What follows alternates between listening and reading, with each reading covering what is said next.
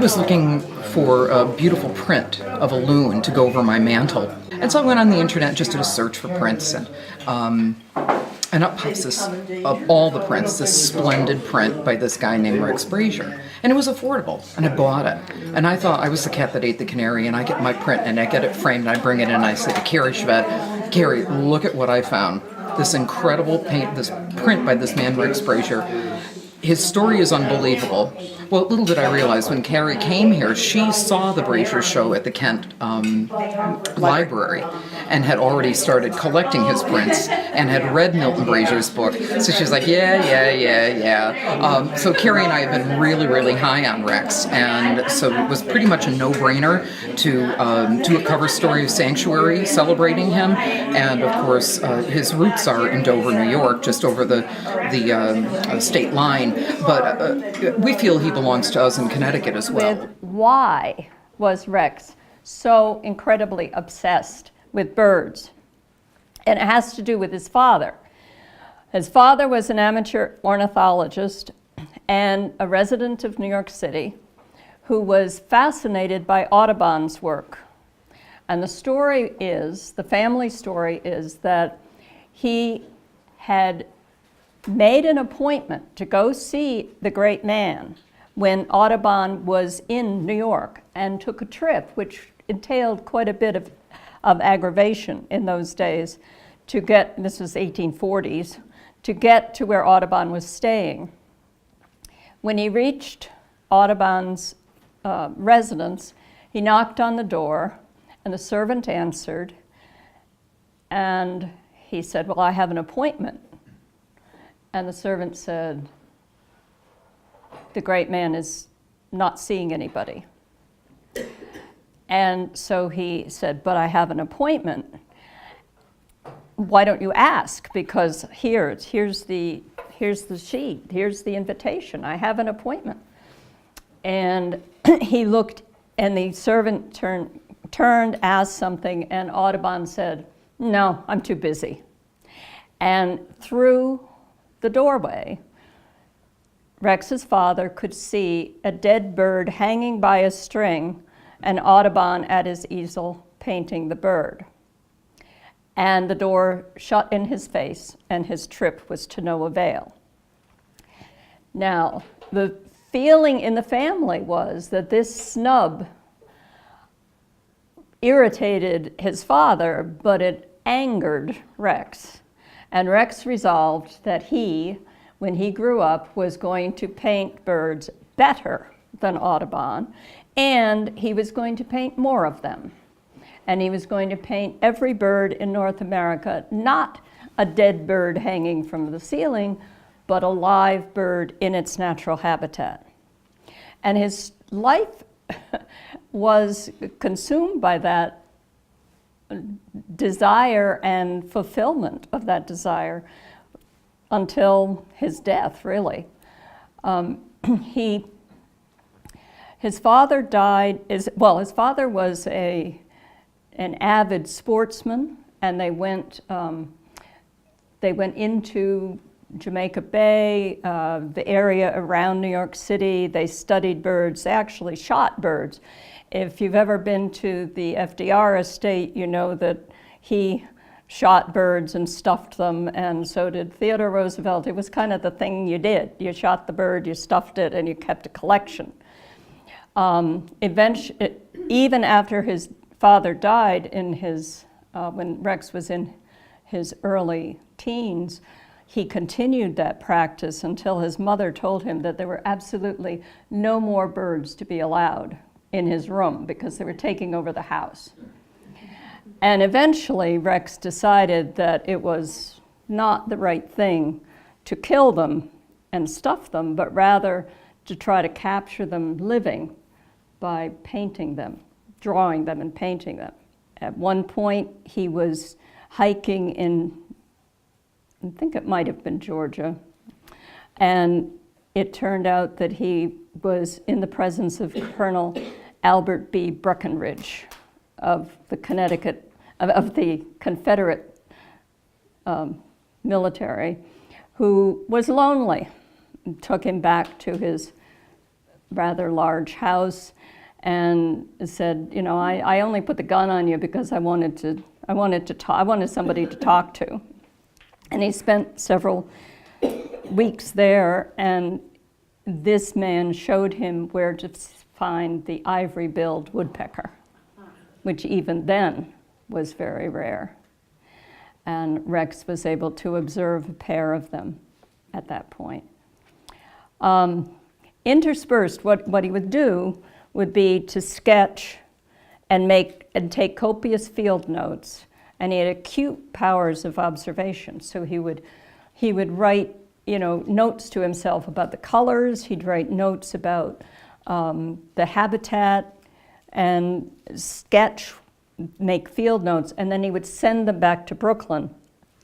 And after perhaps 2 years wandering around, mostly on foot, he would come back and he would start putting those into finished paintings.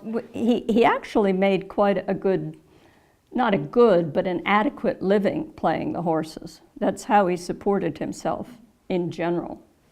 And it did also finance another trip to the West, because he knew he had to get to the West in order to see the birds that he could not see in the East, like the roadrunner, for example. Had enormous powers of observation. Most of us probably would not be able to sit still in a swamp or sit still along a deserted stretch of road through the desert just to hopefully see a roadrunner run by. But Rex did, and he was rewarded by things that would be incomprehensible now. He witnessed a roadrunner killing a rattlesnake. And his roadrunner painting, of course, is one of his most famous. At this point, he had a body of work, close to 400 paintings. He looked over his earlier work and was dissatisfied with it. One of his biggest problems was learning how to paint feathers. And he went to the Museum of Natural History and struck a deal with them, because they had and have at that every bird that they knew of in North America stuffed, and they have or they have the skins. And the curator of the American Museum of Natural History told Rex that he could come anytime, and they gave him a little place. But the feathers, Rex figured out himself. He had always drawn the feathers and then put in the colors, and it wasn't working. And finally he said, wait a minute, maybe I'm doing it backwards.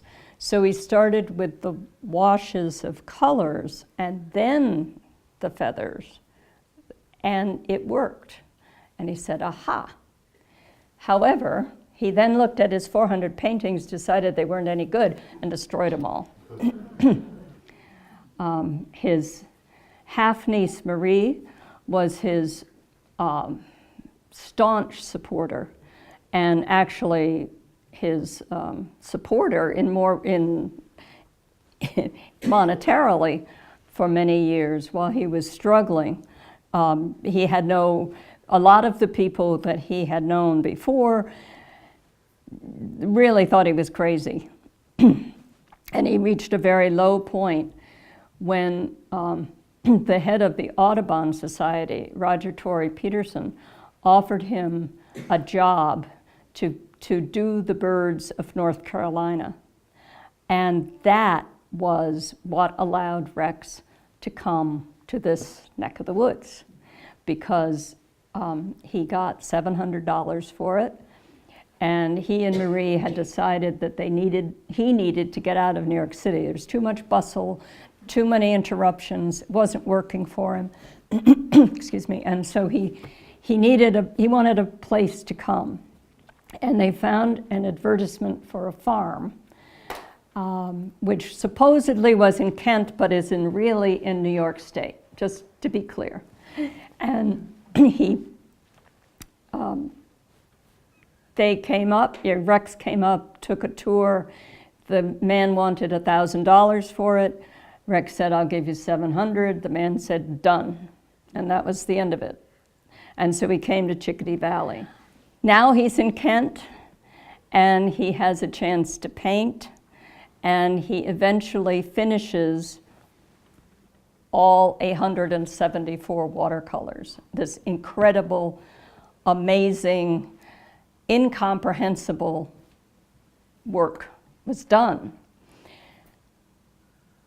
And now he's bored. What do you do now? You've done your life's work. What do you do now? So they came up with the idea of making the books, the 12-volume set, Birds and Trees of North America. This is one of the originals.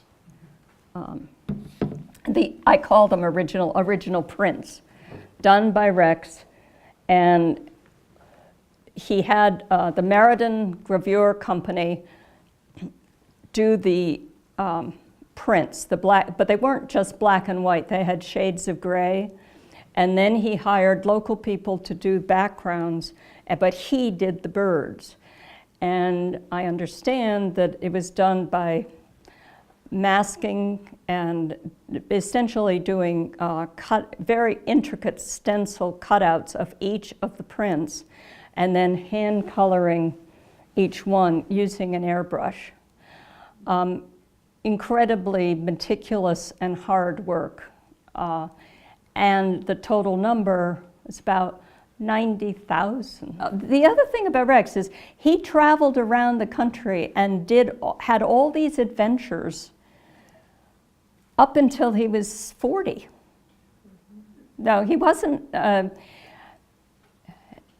life expectancy wasn't that long in those days, but he had the supreme confidence that yes, he was in good health, he would be able to do it, and he did. In fact, when he was 30, he signed on to a fishing boat for 2 years out of Boston because he wanted to be able to paint the ocean birds. I found a clipping, an old weathered newspaper clipping from the New York Herald Tribune, and I believe it was 1932 because it referenced Rex being 60 years old at that time.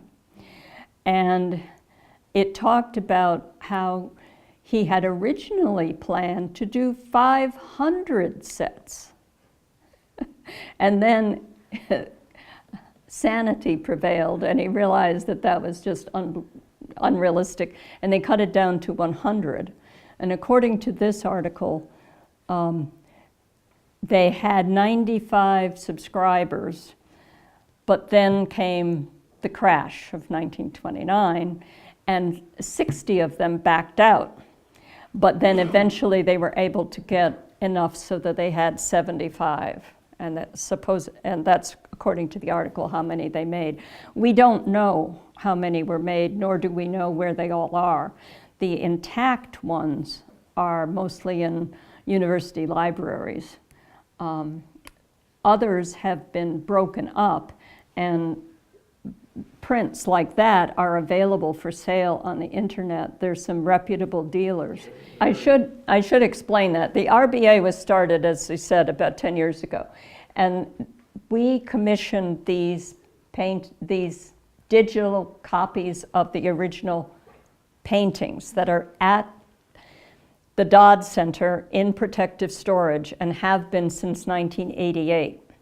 They had originally been exhibited at the Harkness Museum, but they were deteriorating because it wasn't climate controlled and so on, and so they were put in protective storage. The sale of the originals is also interesting. That was supposed to take place earlier than it did, but part of the deal was the state of Connecticut was supposed to build a museum. And if you go to Kent Falls, there's apparently still bricks there that were supposed to be used for this building that was to house all 874 paintings. But that did not happen. And Rex took them back, and then in 1941, in part due to the hard work of a committee headed by Walter Pape, who was the editor and publisher of the Waterbury American, the state of Connecticut decided to buy the original paintings and did so. And they were exhibited, but not until about the 50s, because World War II intervened. He had, unfortunately, uncannily bad timing, everything he did, it seemed, and they never built the building. And so, although, as I said, they were exhibited until 1988, they have not been seen except in small doses. I was asked before I started speaking, it is possible to see the originals, the original paintings, but you have to make an appointment with the curator of the Dodd Center, Melissa Waterworth Batt, who will bring out the ones you're interested in seeing. You can't see all 874, nor would you want to, but you have to make an appointment. They will bring them out and you can look at them. And there was once, to my knowledge, in the last 10 years, the only exhibit of any of the originals has been at the Mattituck when they did an exhibit about the Kent Art Colony and included 7 of Rex's originals. But this is as close to the original as you can get. Very high quality. Each one of these is probably $400 to $500 to make one print. Our goal is to get more sets made so that they can go to museums or libraries or schools. You know, these, yes, they're very valuable, but it's not like the originals, and they could be remade if something happened to them, because once you've got the original print, you've got it. So the next project is Raptors. We're going to do 14 Raptors and hopefully be able to get those out, because Raptors are all throughout the United States.